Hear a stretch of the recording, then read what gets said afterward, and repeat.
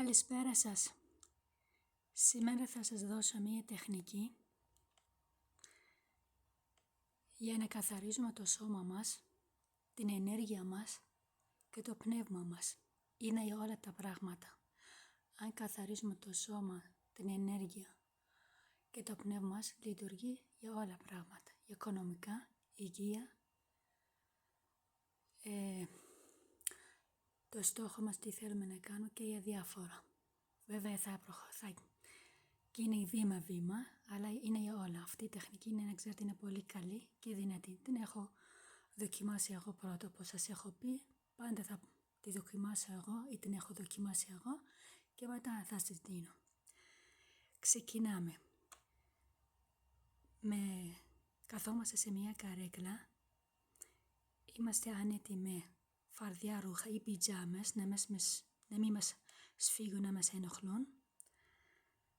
Με κλειστά τα μάτια, παίρνουμε 5 εισπνοές και εκπνοές, χαλαρώνουμε, με την φαντασία μας ανεβάζουμε ένα λευκό φως από το δεξί μας πόδι, σιγά σιγά, ως το κεφάλι μας, το πρόσωπό μας, και το κατεβάζουμε πάλι σιγά σιγά ως το κέρι μας, το αριστερό πόδι, ως τα δάχτυλα. Αυτό είναι σαν ένα λέιζερ με φαντασία, νοηρά. Ανεβάζουμε, σιγά σιγά καθαρίζουμε και κατεβάζουμε από την άλλη πλευρά. Το κάνουμε 5 ως 10 φορές.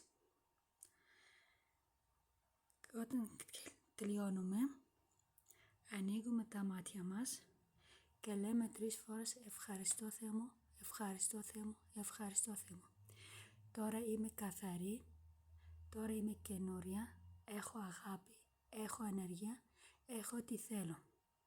Ευχαριστώ, ευχαριστώ, ευχαριστώ.